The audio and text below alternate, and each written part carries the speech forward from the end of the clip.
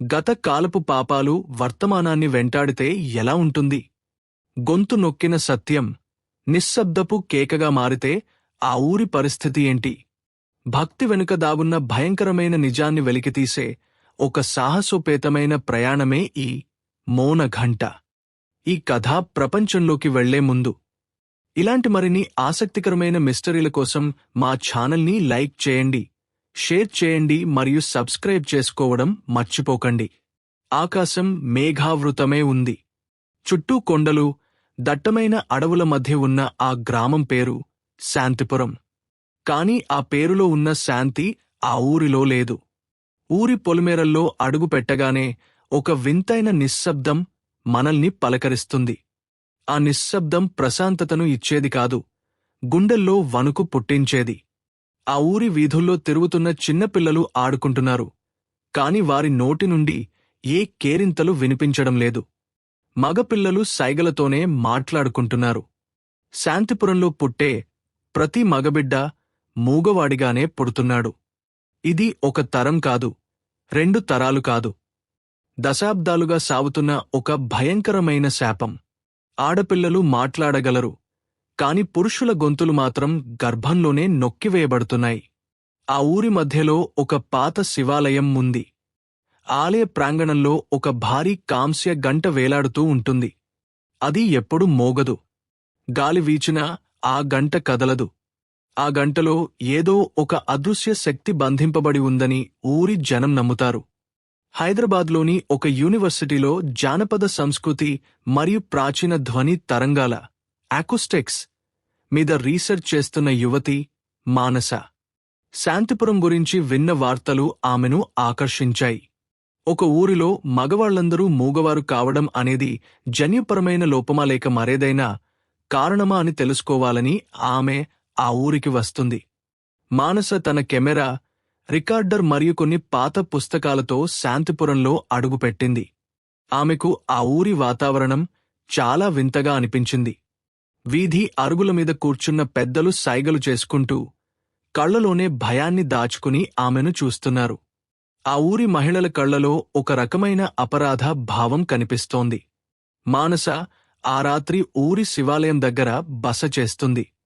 ఆలయ పూజారికి కూడా గొంతులేదు. ఆయన సైగలతోనే ఆమెకు ఉండడానికి చోటు చూపిస్తాడు. అర్ధరాత్రి వేళ మానసకు ఒక వింతైన శబ్దం వినిపించింది. అది మాట కాదు, పాట కాదు. అది ఒక ఏడుపులాంటి ప్రతిధ్వని. ఆ శబ్దం ఎక్కడి నుండో రావడం లేదు, ఆలయ గంట నుండి వస్తున్నట్లు ఆమె గమనించింది. మానస తన దగ్గర ఉన్న ఆధునిక పరికరాలతో ఆ గంటను పరిశీలిస్తుంది. ఆ గంట సాధారణ లోహంతో చేసినది కాదు. దానిమీద ఉన్న శిల్పాలు, లిపి చాలా వింతగా ఉన్నాయి. ఆమె ఆ గంటను తాకగానే ఆమె మెదడులో కొన్ని దృశ్యాలు మెరుపులా మెరిశాయి. 100 ఏళ్ల క్రితం అదే శాంతిపురం. అప్పుడు అది కళకళలాడుతూ ఉండేది. ఆ ఊరిలో రుద్రమ్మ అనే ఒక మహిళ ఉండేది. ఆమె అపరమైన దైవభక్తి కలది. అంతేకాకుండా పరుల కష్టాన్ని తన కష్టంగా భావించేది. కాని ఆ ఊరి గ్రామ పెద్దలు తమ స్వార్థం కోసం ఆమెను మంత్రగత్తె అని ముద్ర వేశారు. ఆమెకు ఉన్న భూమిని ఆక్రమించుకోవడానికి ఆమెను ఊరి నుండి వెలివేసే ప్రయత్నం చేశారు. ఒక అమావాస్య రాత్రి ఆమెను ఊరి మధ్యలోకి లాక్కొచ్చి ఆ శివాలయం దగ్గర చిత్రహింసలకు గురిచేశారు. ఆమె తన అమాయకత్వాన్ని నిరూపించుకోవడానికి ఎంత అరచినా, ఎంత ఏడ్చినా ఆ ఊరి జనం వినలేదు. ఆమె కేకలు ఎవరికీ వినిపించకుండా ఉండాలని అప్పుడున్న గ్రామ పెద్దలు ఆ ఆలయ గంటలను నిరంతరాయంగా అతి వేగంగా మోగించారు. గంటల చప్పుడు ఆమె ఆర్తనాదాలను మింగేసింది. ఆమె ప్రాణం పోయే ముందు ఒక భయంకరమైన శాపం ఇచ్చింది. నా ఏడుపు వినపడకుండా ఈ గంటలను మోగించి నా గొంతు నొక్కేశారు కదా, ఇకపై ఈ ఊరిలో మగ గొంతు ఏదీ వినపడదు. ఈ గంట మళ్లీ మోగే వరకు ఆ మౌనమే మీ వారసత్వం అవుతుంది అని ప్రాణాలు వదిలింది. తెల్లవారుజామున 3 గంటలు. శాంతిపురంలో మంచు దట్టంగా కురుస్తోంది. మానసకు నిద్ర పట్టడం లేదు. ఆమె రికార్డర్లో నమోదైన శబ్దాలను వింటోంది. ఆశ్చర్యకరంగా ఆమె చెవులకు వినిపించిన ఏడుపు శబ్దం రికార్డర్లో పడలేదు. అక్కడ కేవలం ఒక రకమైన లో ఫ్రీక్వెన్సీ వైబ్రేషన్ మాత్రమే కనిపిస్తోంది. అది మనిషి చెవులకు వినిపించే శబ్దం కాదు, కాని ఆమె మనసుకు వినిపించింది. ఆమె మెల్లగా ఆలయ ప్రాంగణంలోకి వెళ్ళింది. అక్కడ కాంస్య గంట వెన్నెల వెలుతురులో వింతగా మెరుస్తోంది. దానిమీద ఉన్న చెక్కడాలను క్షుణ్ణంగా పరిశీలిస్తే అవి కేవలం అలంకారాలు కావు. అవి ప్రాచీన, తాంత్రిక సంకేతాలని ఆమెకు అర్థమైంది. ఆ గంటను తయారుచేసిన లోహంలో ఇనుము, రాగి, వెండితో పాటు మరికొన్ని తెలియని ధాతువులు కలిసినట్లు కనిపిస్తోంది. అప్పుడే ఆమె వెనుక ఒక నీడ కదిలింది. అది ఆ ఊరి పూజారి. ఆయన తన చేతిలో ఉన్న ఒక పాత తాళపత్ర గ్రంథాన్ని ఆమెకు అందించాడు. ఆయన కళ్లలో నీళ్లు తిరుగుతున్నాయి. ఆయన ఏదో చెప్పాలనుకుంటున్నాడు, కాని గొంతు పెగలడం లేదు. ఆ గ్రంథం మీద రక్తపు మరకలు ఎండిపోయి ఉన్నాయి. అది ఆ ఊరి నిజమైన చరిత్రను దాచుకున్న రహస్యనిధి. పగలు ఊరిలో తిరుగుతున్నప్పుడు మానస ఒక వింత విషయాన్ని గమనించింది. మగవారు కేవలం మూగవారే కాదు. వారు ప్రతిరోజు సాయంత్రం ఒక నిర్ణీత సమయంలో శివాలయం వైపు తిరిగి మోకాళ్లమీద నిలబడి తల వంచుకుంటున్నారు. దీనిని వారు క్షమాపణ పర్వం అని పిలుస్తారు. అంటే తమ పూర్వీకులు చేసిన తప్పుకు వారు ఇప్పటికీ శిక్ష అనుభవిస్తున్నారని వారికి తెలుసు. కాని ఆ ఊరి ఆడవారు మాత్రం చాలా చురుగ్గా ఉన్నారు. పొలం పనులు, వ్యాపారాలు అన్నీ వారే చూసుకుంటున్నారు. వారు మాట్లాడగలరు, కాని వారు కూడా మగవారి ముందు నిశ్శబ్దంగానే ఉంటున్నారు. అది గౌరవం కాదు, ఒక రకమైన భయం. తమ నోటి నుండి వచ్చే ప్రతి మాట ఆ శాపాన్ని ఇంకా పెంచుతుందేమోనని వారి భయం. మానస ఆ ఊరిలోని ఒక వృద్ధురాలిని కలిసింది. ఆమెకు మాటలు వస్తాయి. పార్వతమ్మ మెల్లగా చెప్పింది, అమ్మా, ఇది కేవలం నోరు పడిపోవడం కాదు, ఇది ఆత్మల ఘోష. ఆ గంట మోగనంత కాలం ఈ ఊరి మగబిడ్డల గొంతుల్లో ఆ రుద్రమ్మ ప్రాణాలు కొట్టుకుంటూనే ఉంటాయి. గంట మోగాలంటే ఒకరు తమ ప్రాణాలను పణంగా పెట్టాలి. పూజారి ఇచ్చిన తాళపత్ర గ్రంథం సాయంతో మానస ఆలయం కింద ఉన్న ఒక రహస్య గదిని కనుగొంది. అది శతాబ్దాలుగా మూసివేయబడి ఉంది. ఆ గదిలోకి వెళ్లగానే ఆమెకు అస్థిపంజరాలు, పాత గంటలు కనిపించాయి. గోడలమీద బొమ్మలు ఉన్నాయి. అవి రుద్రమ్మను ఎలా హింసించారో వివరిస్తున్నాయి. అక్కడ ఒక విషయం స్పష్టమైంది. ఆ గంట కేవలం శబ్దం కోసం చేసినది కాదు. అది ఒక సౌండ్ ట్రాప్. రుద్రమ్మ మరణించే సమయంలో చేసిన కేకలను ఆ గంట తనలో శోషించుకుంది. ఆ గంటలో ఆ శబ్ద తరంగాలు నిరంతరం తిరుగుతూనే ఉన్నాయి. అందుకే ఆ గంట దగ్గరకు వెళ్ళినప్పుడు ఒక రకమైన ఒత్తిడి కలుగుతుంది. మగవారు ఆ గంట నీడలోకి వెళ్లగానే వారి గొంతులోని వోకల్ కోర్డ్స్ దెబ్బతింటుంది. ఇది ఒక రకమైన ఆధ్యాత్మిక వైజ్ఞానిక శాపం. రుద్రమ్మను చంపిన తర్వాత ఆనాటి గ్రామ పెద్దలు ఆమె శరీరానికి అంత్యక్రియలు కూడా చేయలేదు. ఆమె ఆత్మ ఆ గంటలోనే బందీ అయిపోయింది. ఆ గంటను ఒకసారి గట్టిగా మోగిస్తే ఆ లోపల ఉన్న శబ్ద తరంగాలు విడుదలయి శాపం తొలగిపోతుంది. కాని ఆ గంటను మోగించడం సామాన్యమైన విషయం కాదు. అది మోగాలంటే ఒక సత్యవాక్కు ఉన్న వ్యక్తి తన గొంతులోని పూర్తి శక్తిని ధారబోయాలి. మానసకు తన ప్రాజెక్ట్ కంటే ఆ ఊరి విముక్తి ముఖ్యం అనిపించింది. ఆమె ఆ రాత్రి గంట దగ్గరకు వెళ్ళింది. తన దగ్గర ఉన్న డెసిబెల్ మీటర్లు, ఆకోస్టిక్ సెన్సార్లు అన్నీ సిద్ధం చేసుకుంది.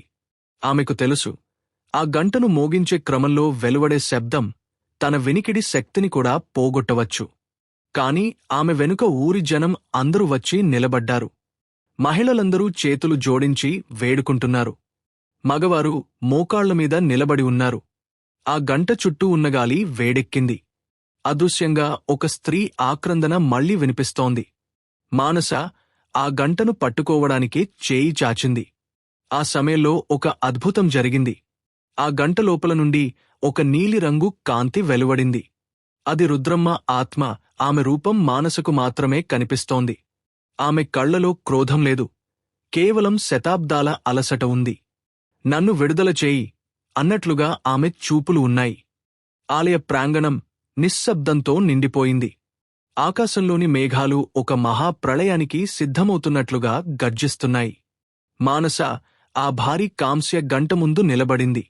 ఆమెకు తెలుసు, ఆ గంట కేవలం భౌతికమైన వస్తువు కాదు. అది ఒక అణిచివేయబడిన ఆక్రందనలగని. గ్రామ ప్రజలందరూ ఆమె వెనుక నిలబడ్డారు. గతంలో రుద్రమ్మను హింసించిన వారి వారసులు ఇప్పుడు చేతులు జోడించి నిలబడ్డారు. మానస తన కళ్ళు మూసుకుని తన గుండెల్లోని శక్తిని గొంతులోకి తెచ్చుకుంది.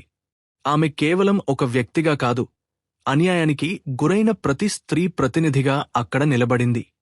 నువ్వు దాచుకున్న మౌనం చాలు, ఇక నీ గొంతు విప్పు అని మానస మనసులో అనుకుంటూ ఆ భారీ గంట పెండెంట్ తన చేతుల్లోకి తీసుకుంది.